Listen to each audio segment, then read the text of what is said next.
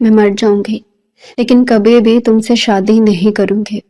اگر تم نے میرے ساتھ زبردستی کرنے کی کوشش کی تو یاد رکھنا تبریز خان، میری لاش تو تمہارے ساتھ رخصت ہو سکتی ہے مگر میں نہیں۔ ایک چنگھاڑتی ہوئی آواز محفل میں گونجی تھی۔ اس وقت وہاں پر سبھی مرد برجمان تھے۔ پنچایت کا سماع لگتا تھا۔ کسی کو اجازت نہیں تھی کہ مردوں کے بیچ آ کر اپنی آواز بلند کر سکے، مگر سوائے اس لڑکی کے شاید پہلی بار ایسا ہوا تھا کہ کوئی لڑکی یوں مردوں کی پنچایت میں شیرنی کی طرح دھاڑ کر بولنی تھی۔ اور تبریز خان جو ماتھے پر بل ڈالے اس وقت سامنے بیٹھے سرپنچ کے فیصلے پر چہرے پر ایک شیطانی مسکراہٹ سے جائے بیٹھا تھا، اپنی فتح کے ڈنکے بجانے والا تھا۔ اس لڑکی کی آواز سن کر اس کی غیرت نے تو جیسے جوش مار دیا تھا۔ ابرار نے گھبرا کر ماہین پر ایک نظر ڈالی تھی۔ اگلے پل کپکپاتا ہوا فوراً اپنے ہاتھ سرپنچوں کے سامنے چھوڑ چکا تھا۔ معاف کیجیے گا، میں معذرت چاہتا ہوں، معاف کیجیے گا۔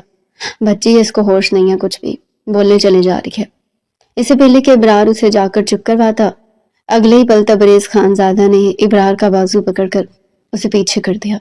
چھوٹے صاحب، میرے یہ بندے ہاتھ دیکھ لیجیے، میں معافی چاہتا ہوں، ہم تو آپ کے نوکر ہیں اور آپ ہمارے مالک۔ اس لڑکی کا دماغ تو جب سے کالج جانا شروع ہوئی نا تب سے گھما پڑا ہے، آپ فکر مت کیجیے، میں بھی اس کو ٹھیک کرتا ہوں، یہ کیا اس کا باپ بھی قبر سے اٹھ کر مانے گا۔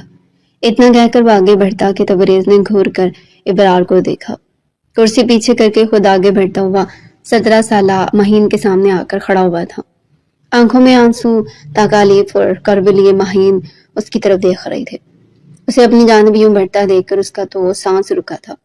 جہاں باقی پنچایت کو لوگ بیٹھے مڑ کر اس جانب دیکھ رہے تھے، وہیں وہ مہین کے سامنے آ کر کھڑا ہو چکا تھا۔ کہنے لگا، رخصت تو تمہیں میں اپنے ساتھ کر کے ہی لے کر جاؤں گا، چاہے پھر زندہ ہوں یا پھر مردہ۔ آج تم نے میری جتنی بھی بےعزتیاں کی ہیں نا، ہر ایک بےعزتی کا بدلہ اس انداز میں لوں گا کہ خانزادہ حویلی میں تمہاری چیخیں در و دیوار ہلا کر رکھ دیں گے۔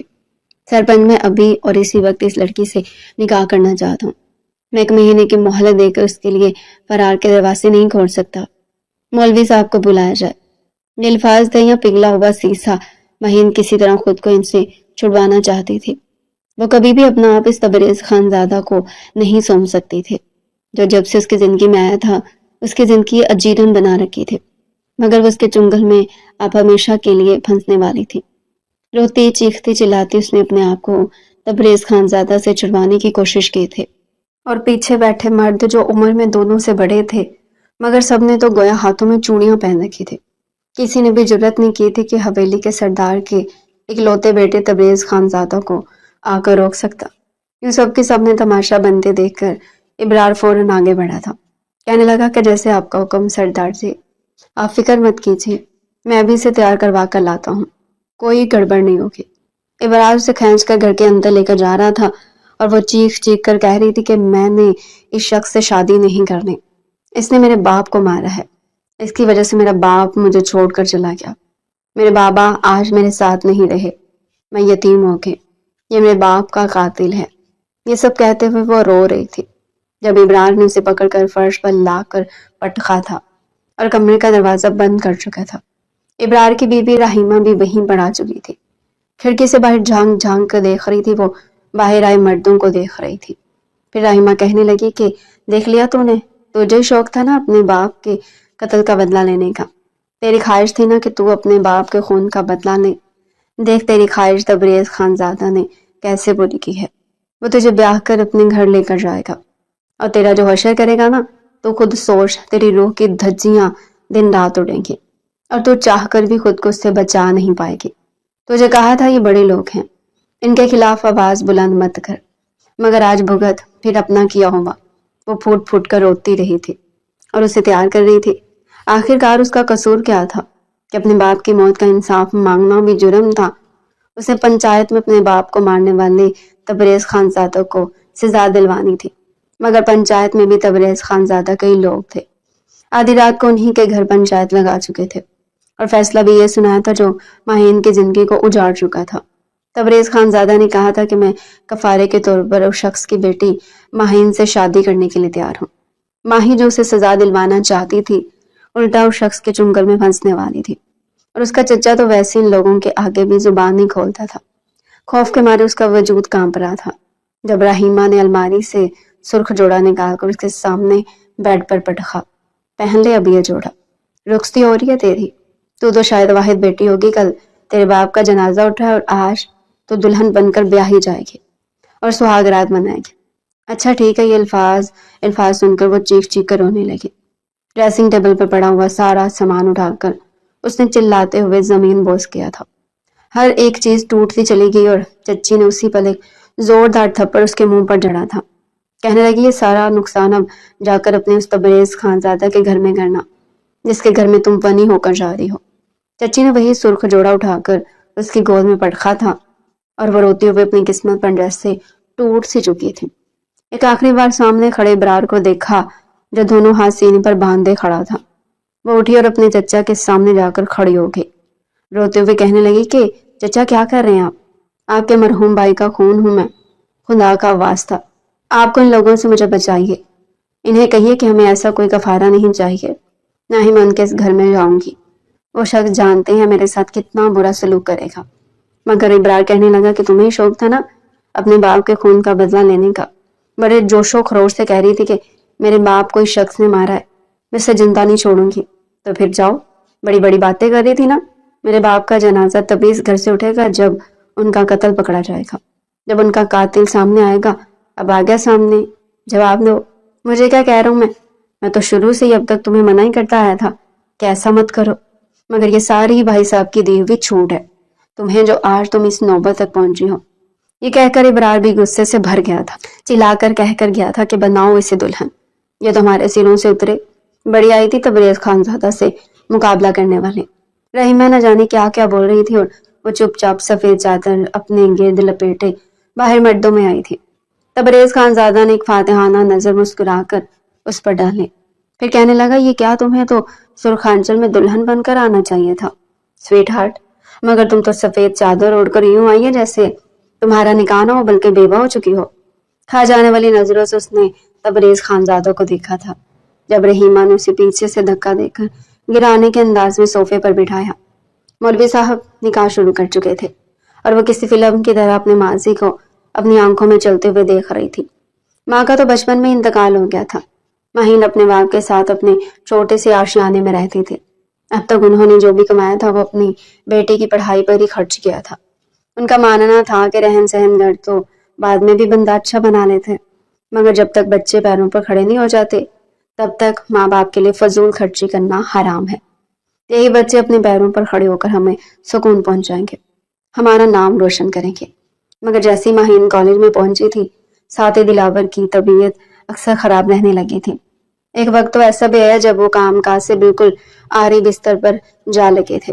ساری جمع پونجی علاج پر لگنے لگی. پھر ایک وقت ایسا بھی آیا جب فاقوں کی نوبت تک آنے لگی. پڑھائی کو جاری رکھتے ہوئے مہین نے ساتھ ایک اکیڈمی میں بچوں کو ٹیوشن بھی پڑھانا شروع کر دیا تھا. ساتھ ساتھ وہ آن لائن کلاسز لے کر بھی گزارا کر رہی تھی. گھر رہ کر جو کام دلاور صاحب سے ہوتا وہ کر دیا کرتے. اس روز مہین کے کہنے کے باوجود وہ ضد کر کے دکان کے لیے نکل چکے تھے. ابھی مہین اکیڈمی میں ہی تھی جب اس نے اپنے والد کو کال کی, مگر فون مسلسل بند آ رہا تھا. وہ پریشان ہو چکی تھی. یہ تو دلاور صاحب کے گھر آنے کا وقت تھا. آخر 3 بار مسڈ کالز کے بعد دلاور صاحب نے فون اٹھا ہی لیا. وہی ہمیشہ کی طرح ہنستی مسکراتی ہوئی آواز اس کی سماعتوں سے ٹکرائی تو وہ مسکرا گئے.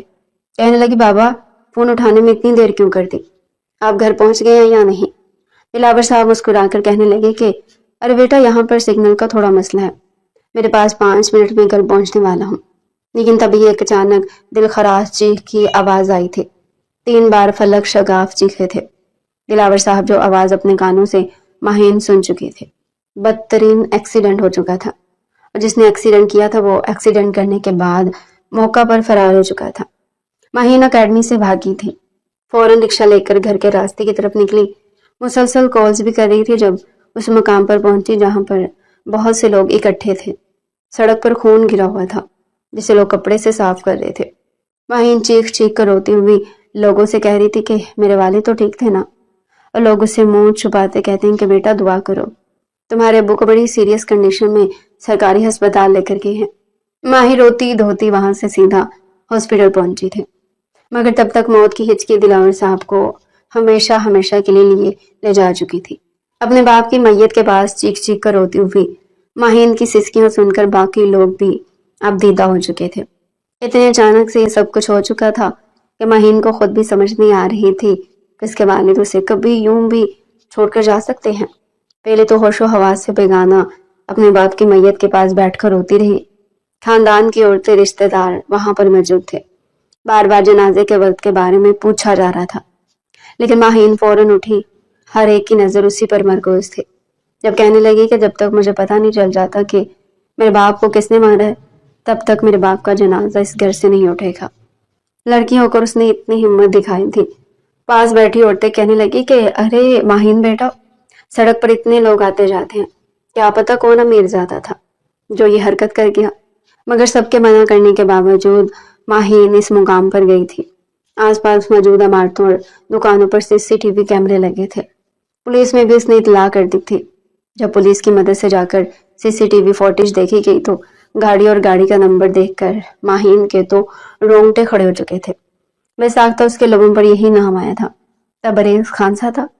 تبریز خانزادہ کی گاڑی ہے۔ ادھر اس کے منہ سے تبریز خانزادہ کا نام نکلا تھا اور وہیں دوسری جانب ساتھ کھڑا پولیس آفیسر اچھل کر پیچھے ہٹا تھا۔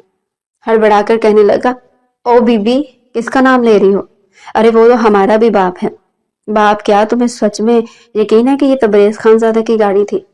ماہین کی آنکھوں کے آگے تو کئی رنگ آ کر گزرے تھے۔ وہ سوچ بھی نہیں سکتی تھی کہ بدلے کی آڑ میں وہ اس حد تک جا سکتا ہے کہ اس کے باپ کو اس نوبت تک پہنچا دے گا۔ اور آج جس شخص سے وہ نفرت کرتی تھی، اس سے بھاگتی تھی، وہ اسے اپنی بیوی بنا کر نہ جانے کیسے کیسے اذیتوں سے دوچار کرنے والا تھا۔ نکاح ہو چکا تھا۔ جب نکاح کے بعد پنچایت کے سبھی مردوں نے مٹھائی کے ٹوکرے سے رس گلے اٹھا کر اپنے منہ میں ڈالے تھے اور تبریز خانزادے کی تعریف کیے بغیر نہیں رہ پا رہے تھے۔ کہنے لگے کہ آپ نے تو آج اپنے باپ دادا کا نام روشن کر دیا۔ آپ نے اپنی غلطی کو جس انداز میں مانا ہے، یقین مانیے خانزادہ خاندان کا نام روشن ہو چکا ہے۔ ہاں، کچھ لوگ تنقید ضرور کریں گے کہ خانزادہ تبریز نے کمین عام سے خاندان کی لڑکی کو اپنے گھر کی بہو بنا لیا اور اسے اپنی نسل چلائی، مگر ہاں، آپ نے جب گناہ کیا تو اس کا کفارہ بھی ادا کر دیا۔ کچھ لوگ ایسی باتیں کر کے تبریز خانزادہ کی طرف دیکھ رہے تھے، مگر وہ سب کو یکسر نظر انداز کرتا اپنے پہلو میں بیٹھی ہوئی اس لڑکی کو دیکھ رہا تھا جو پتھر کی مورت بنی دیوار کی طرف دیکھے جا رہی تھی، جس پر اس کے باپ اور چچا کی تصویر لگی ہوئی تھی۔ وہ لوگ تو وہاں سے جا چکے تھے، تبریز خانزادہ بچا تھا اور ساتھ اس کے کچھ خاص گارڈز۔ جب تبریز خانزادہ مسکرا کر کہنے لگا کہ اگر تمہیں یہاں سے اپنا کوئی سامان اٹھانا ہے تو اٹھاؤ، میں باہر تمہارا انتظار کر رہا ہوں۔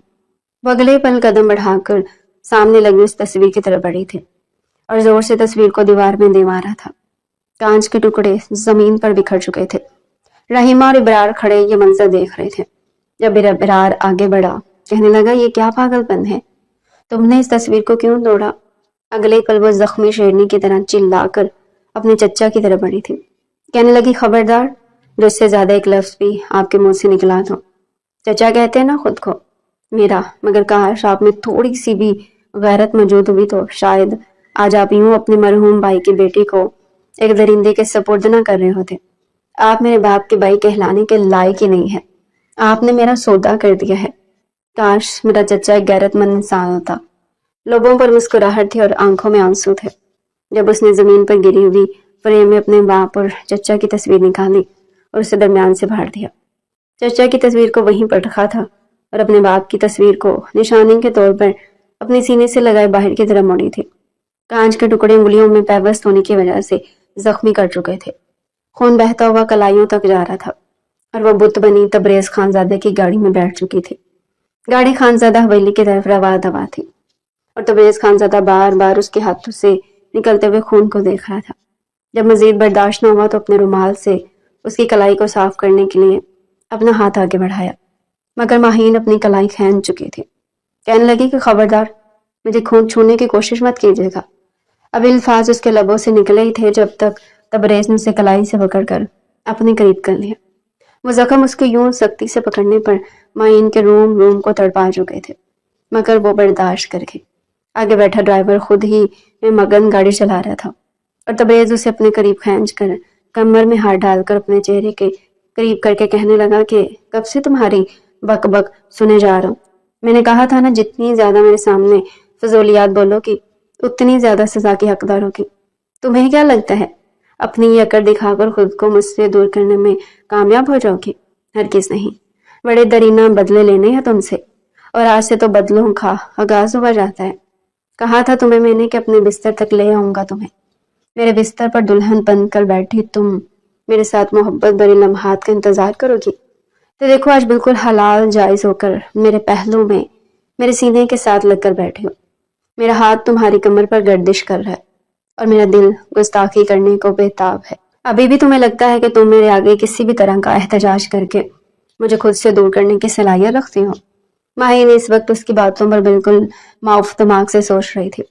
ذہن میں بار بار بس یہی الفاظ آ رہے تھے کہ یہ شخص میرے باپ کا قاتل ہے. اس نے مجھ سے بدلہ لینے کے لیے میرے باپ کو مار دیا. اس نے جان بوجھ کر میرے باپ کو ٹکر ماری.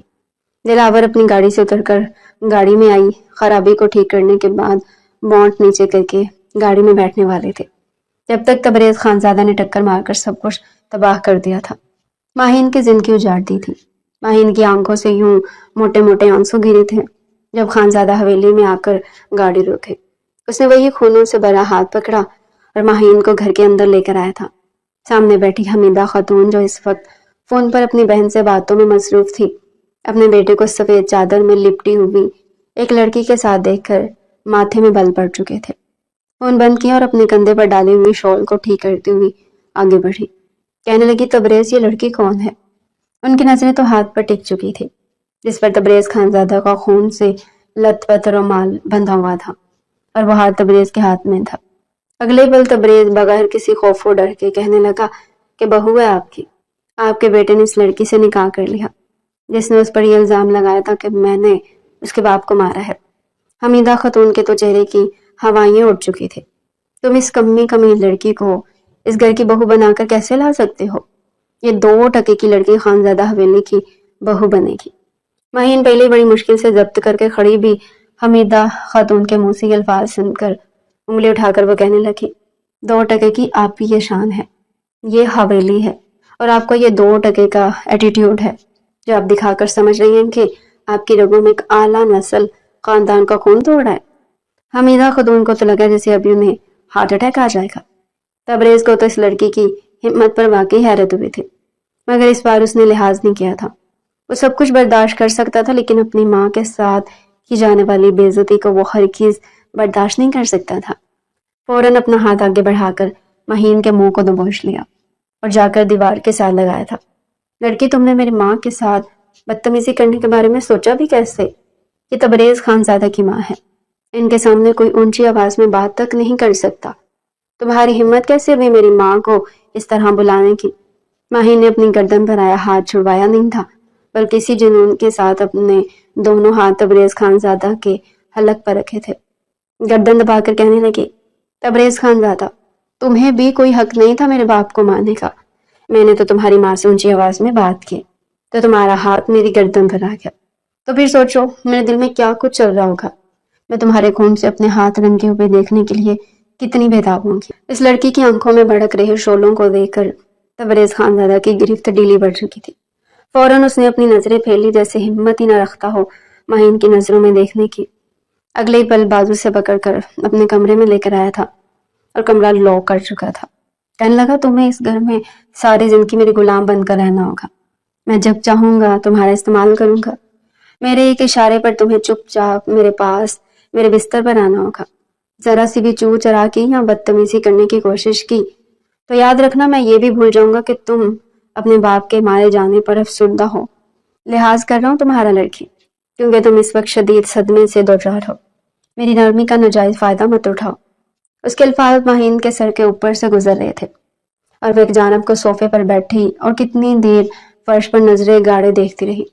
کیا کچھ سوچا تھا اس نے زندگی میں اور کیا کچھ ہو چکا تھا. اسے تو تبریز خانزادہ سے شدید نفرت ہے. اس کا لوفرانہ انداز بار بار جمانا اسے تو شروع سے ایسے لوگوں سے شدید چڑ تھی جو اپنی دولت کے نشے میں الٹے سیدھے کام کرتے پھرتے تھے اور اپنی دولت پر غرور کرتے تھے، اس پر اتراتے پھرتے تھے. ایک بار کالج میں ہی تبریز خانزادہ کو بطور مہمان خصوصی بلایا گیا تھا. तब से ही तो तबरेज़ खानज़ादा की नज़रें उस पर मरकूज़ हो चुकी थी। मगर भले ही वो एक अमीर कबीर शख्स था, 28 साला नौजवान था, लेकिन माहीन की नज़र में उसकी कोई अहमियत नहीं थी। उस रोज़ जब वो कॉलेज से निकली थी तो तबरेज़ खानज़ादा ने उसे अपनी गाड़ी में बैठकर साथ जाने का कहा था। वो मासूम भोली सी लड़की तबरेज़ खानज़ादा की नेकी को समझते हुए फ़ौरन उसके साथ गाड़ी में बैठ गई। तो तबरेज़ खान साहब के चेहरे पर मुस्कुराहट थी जब अगले पल उसने कहा था कि मैं तुमसे मोहब्बत करने लगा हूँ। मुझे लगता है कि शायद तुम तबरेज़ खानज़ादा को पहली बार किसी लड़की से मोहब्बत हो गई है। क्या तुम मेरी गर्लफ्रेंड बनोगी? ये अल्फाज थे या शायद गाली जो किसी तमांचे की सूरत माहीन को पड़े थे। वो चिल्लाकर बोली थी कि गाड़ी रोकिए, मैं तो आपको एक अच्छा शख्स समझ रही थी, मगर आप इतने गिरे हुए निकल सकते हैं कभी सोचा नहीं था। कॉलेज में पहले एक लड़का था जिसे वो पसंद करती थी। तबरेज़ खानज़ादा अपनी बेइज्जती भूल नहीं सकता था। चंद रोज बाद जब तबरेज़ दोबारा इस रास्ते से गुजरा तो उसने माहीन को एक लड़के के साथ देखा। दोनों रेडी के पास खड़े गोलगप्पे खा रहे थे। साथ और भी लड़के लड़कियां मौजूद थे, मगर अगले ही पल तबरेज़ ने उसे बाजू से पकड़कर साथ ले जाना चाहा था, मगर भरे मजमे में वो अपना बाजू छुड़ाकर उसे धक्का दे चुकी थी कि तुम होते कौन हो मुझ पर जबरदस्ती करने वाले? लगते क्या हो मेरे, जो हर वक्त मेरे बाप बनने के लिए आ जाते हो? शादी कर रही हूँ मैं इसके साथ और उसी के साथ जिंदगी गुजारूंगी। तुम जैसे जालिम दरिंदों को क्या लगता है कि हर लड़की को अपनी दौलत से खरीद लोगे? हर एक की नजर में इस वक्त तबरेज़ खान पड़ी थी। इस बदनामी के बाद दोबारा वो लड़का कॉलेज छोड़कर जा चुका था और माहीन को तो जैसे एक अलग परेशानी ने दो चार कर दिया था।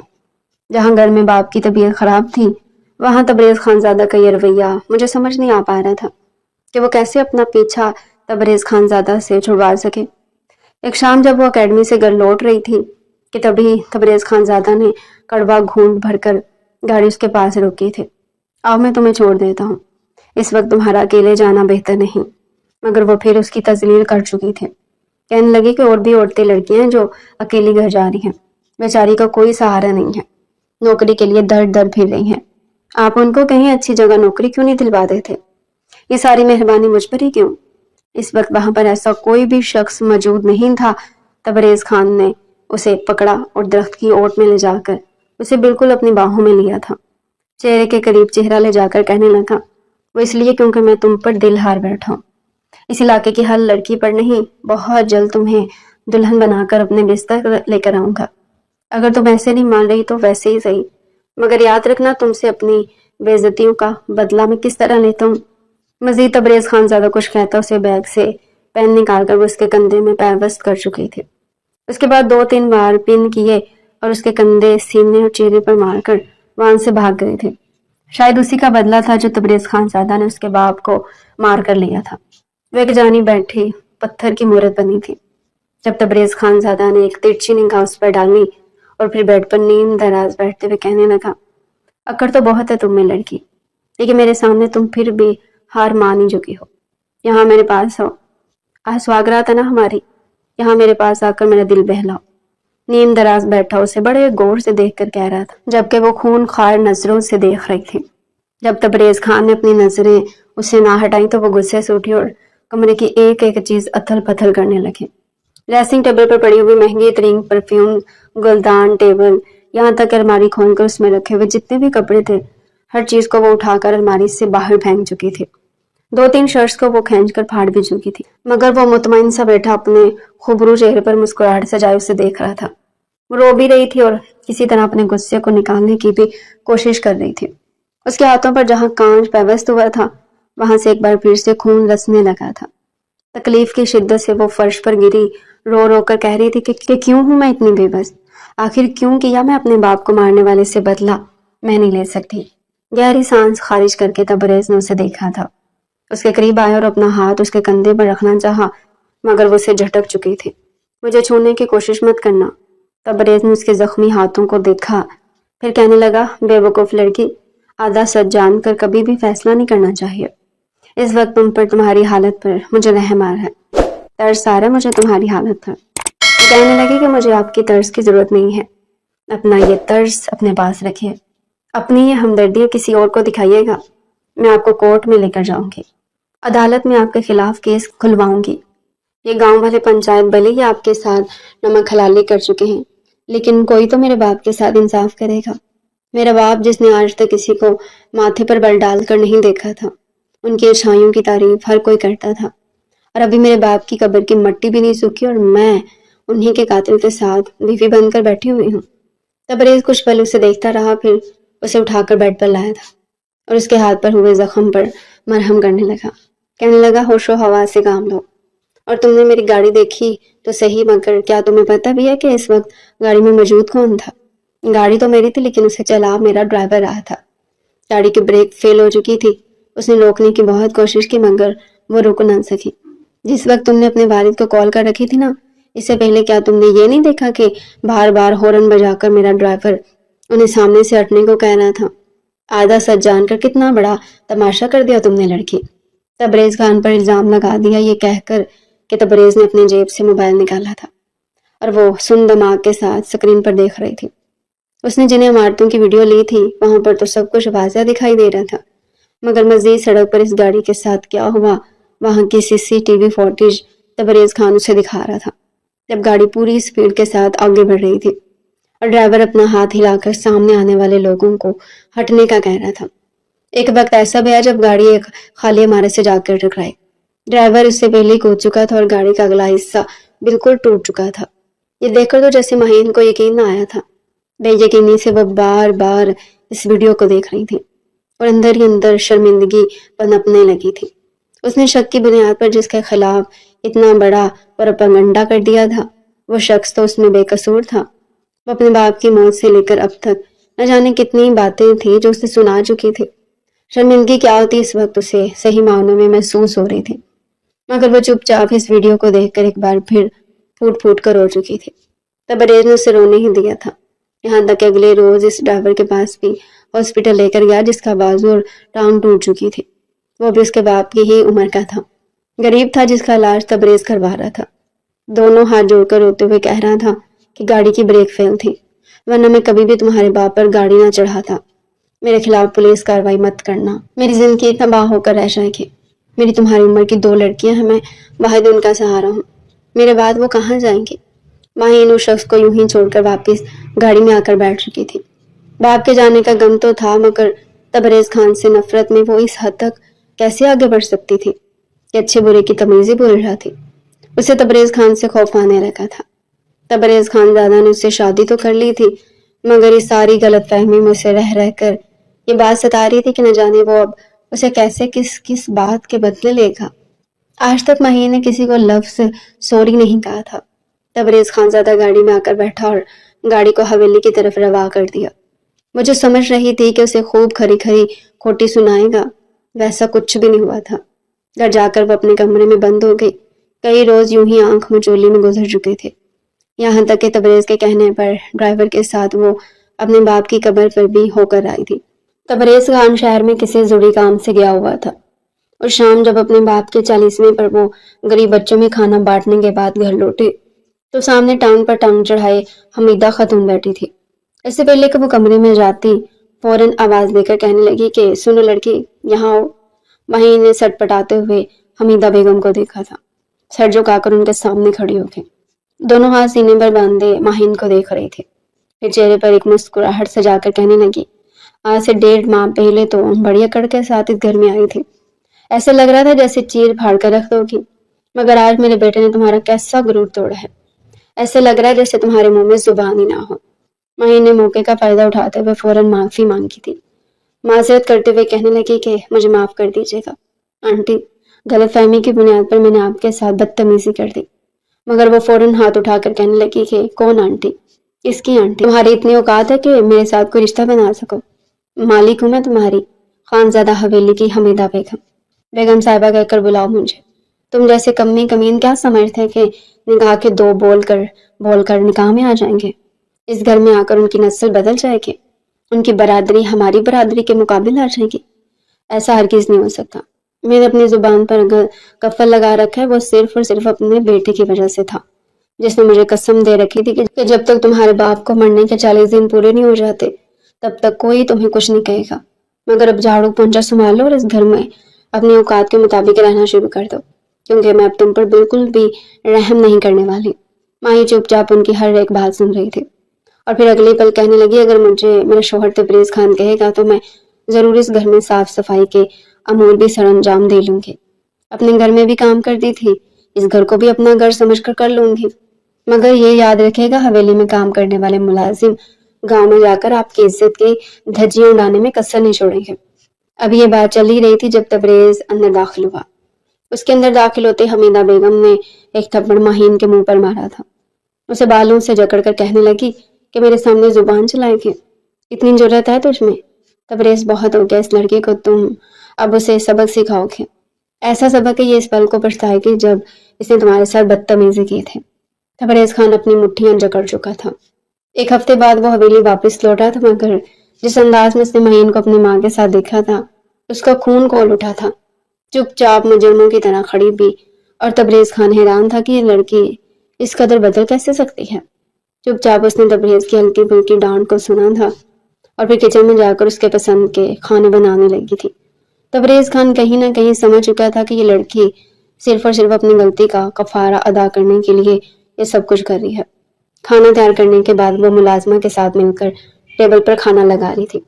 حمیدہ بیگم نے اپنے بیٹے کو کھانا شروع کرنے کا کہا جب مہین ایک جانب کو کھڑی ہو کر ان کے حکم کا انتظار کر رہی تھی، اور حمیدہ بیگم اسے نوکرانی سمجھ کر حکم پر حکم چلائی جا رہی تھی۔ جیسے ہی کھانا سرو ہو چکا تو تبریز نے مہین کو بلایا تھا کہ وہاں کیوں کھڑی ہو؟ آخر کو تبریز خانزادہ کی من چاہی بیوی ہو، یہاں پر میرے ساتھ بیٹھو۔ مہین نے سنا تو تھوڑی ہچکچائی تھی۔ محبت کیا ہوتی ہے اس کے دل میں فی الحال تبریز خانزادہ کے لیے اس طرح کا کوئی جذبہ نہیں تھا۔ وہ بس اسی طرح اس گھر میں اپنی جگہ بنانا چاہتی تھی، کیونکہ اپنے چچا ابرار کے ہاں وہ کسی صورت نہیں جا سکتی تھی۔ اس کا ٹھکانہ جینا مرنا یہی گھر ہی تو تھا۔ وہ چپ چاپ آ کر تبریز کے ساتھ بیٹھ گئی۔ حمیدہ بیگم نے فوراً سے کہا کہ یہ ہمارے ساتھ کیسے بیٹھ سکتی ہے؟ پچھلے اتنے روز سے میں اسے گھر میں برداشت کر رہی ہوں، تو کیا ابھی اس گھر میں ہمارے ساتھ بیٹھ کر کھانا بھی کھائے گی؟ جواب میں تبریز نے اپنی ماں سے یہ کہا تھا کہ اماں جان بیوی ہے وہ میری، وہیں بیٹھ کر کھائے گی جہاں میں بیٹھ کر کھاؤں گا۔ یہ مہین تبریز خانزادہ ہے۔ حمیدہ بیگم اسے گھور کر دیکھتی خاموش ہو چکی تھی جب تبریز نے اپنے ہاتھوں سے کھانا پلیٹ میں سرو کر کے اسے دیا تھا، اور وہ بڑی مشکل سے وہ کھانا اپنے حلق سے نیچے اتار رہی تھی۔ تبریز کمرے میں جانے سے پہلے کہنے لگا کہ میں چائے پیوں گا، سونے سے پہلے بنا کر لے آنا۔ مہین نے اپنے ہاتھوں سے چائے بنائی اور جیسے کمرے میں قدم رکھا تو سامنے وہ شرٹ کے بٹن کھول کر اسے اتار تھا، اپنے کسرتی بدن کو آئینے میں دیکھ رہا تھا۔ یہ منظر دیکھ کر مہین ہچکچا سی تھی، اس کی گالیں سرخ ہو چکی تھی، دل کی دھڑکن تیز ہوئی تھی۔ کپ کپاتے ہوئے ہاتھوں سے اس نے چائے کا کپ اس کی جانب بڑھایا۔ تبریز نے کپ تھاما اور جیسے وہ پلٹنے لگی تو فوراً اپنا ہاتھ اس کی کمر کے گرد حائل کر کے کہنے لگا کہ کہاں جا رہی ہو؟ کپ کپاتے ہوئے لبوں سے کہنے لگی کہ کچھ نہیں، بس میں کچن میں برتن سمیٹنے جا رہی ہوں۔ وہ کہنے لگا کہ تمہیں ضرورت نہیں ہے یہ سب کچھ کرنے کی، ملازمہ ہے اس کام کے لیے، تمہیں یہاں پر میں اپنے لیے لے کر آیا ہوں، اور ابھی تو تم سے کتنے ہی بدلے بھی پورے کرنے ہیں، گن گن کر انگلیوں پر رکھے ہوئے ہیں۔ میں نے تبریز کی یہ بات سن کر مہین کی آنکھوں میں آنسو آئے تھے۔ ان آنسوؤں کو وہ بہنے سے آج روک نہ پائی، دونوں ہاتھ جوڑ کر اس کے سامنے کھڑی ہو گئی اور کہنے لگی دیکھیے خدا را مجھے چھوڑیے گا نہیں، آپ کے علاوہ میرا اس دنیا میں کوئی بھی نہیں ہے۔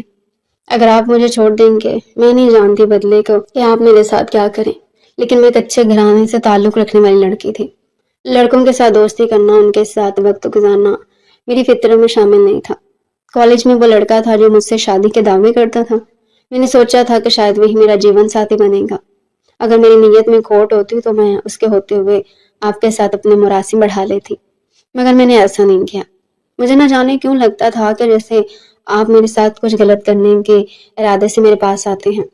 خود کو آپ سے بچا کر رکھنا چاہتی تھی، اسی لیے میں نے سب کچھ کیا، مگر خدا را جو سزا دینا چاہے دے لے، میرے ساتھ کچھ ایسا مت کیجیے گا کہ دنیا بھر کے سامنے میں رسوا ہو کر رہ جاؤں۔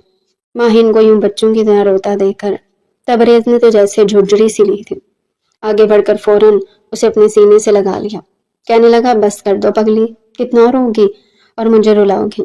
تم جانتی بھی ہو مجھ پر کیا بیتی ہے، میں خود کو تم سے کتنی مشکل سے دور رکھ پا رہا ہوں، اپنا رویہ تمہارے ساتھ سخت رکھ رہا ہوں۔ میں بس یہی چاہتا تھا کہ کہیں احساس ہو کہ تم نے جو غلط کیا، تبریز خانزادہ تمہیں پہلی بار دیکھ کر ہی تم پر دل ہار بیٹھا تھا، تمہیں پانے کے لیے کچھ بھی کر سکتا تھا، پھر جب تم نے اتفاق سے الزام ہی مجھ پر لگایا تو میں کیوں کر تمہیں چھوڑ دیتا؟ میں کیوں تمہیں سزا دوں گا؟ تمہیں تکلیف میں دیکھ کر تو میں خود تکلیف محسوس کرنے لگتا ہوں۔ تبریز خان کے یہ الفاظ ماہین کے دل میں ایک دم سے محبت کے دیپ جلانے لگے تھے۔ کتنی دیر وہ اس سے محبت بھرے لہجے میں باتیں کرتا رہا۔ ماہین کی نظر اس کے کندھے پر بھی گئی جہاں 3 بار پن میں مارے جانے کا نشان تھا۔ بے ساختہ وہ اپنے لب اس مقام پر رکھ کر کان پکڑ کر سوری کرنے لگے اور تبریز ہنس کر کہنے لگا، تمہیں تو 100 خون بھی معاف ہیں میری تیکھی مرچی۔ اور پھر اسے اپنی باہوں میں بھر کر بیڈ پر لے آیا۔ کہنے لگا، میں سارے بدلے تو اب تم سے یہیں پر لوں گا۔ ہچکچاتے ہوئے ماہین نے اپنی آنکھیں خم کر دی تھی جیسے وہ اپنا آپ اسے سونپ چکے ہو۔ تبریز خان کی ایک انوکھی محبت نے ماہین کو مکمل طور پر سرشار سا کر دیا تھا۔ وہ سارا ڈر، وہ ساری غلط فہمیاں تو اس رات میں دھل کر رہ چکی تھی۔ وہ جو اس کے سائے بھی ڈرا کرتی تھی، اس کی باہوں میں محبت کے لمحات گزارنے کے بعد پرسکون انداز میں سو چکی تھی۔ آنے والا دن ان کی زندگی میں نئی خوشیاں لے کر آیا تھا۔ حمیدہ بیگم سے ان کے چہرے پر چھائی ہوئی مسکراہٹ اور رونق ڈھکی چھپی نہیں رہی تھی، مگر اپنے بیٹے کی خوشی کی خاطر انہوں نے ماہین کو اپنا ہی لیا تھا۔ اتنا تو وہ جان ہی چکی تھی کہ لڑکی کوئی عام لڑکی نہیں ہے۔ یہ اگر غصے میں اپنے شوہر تک کو نہیں بخش سکتی تو بھلا وہ خود کی خید کی ملی تھی۔ بیٹے کی خاطر وہ ماہین کو اپنی بہو مان چکی تھی۔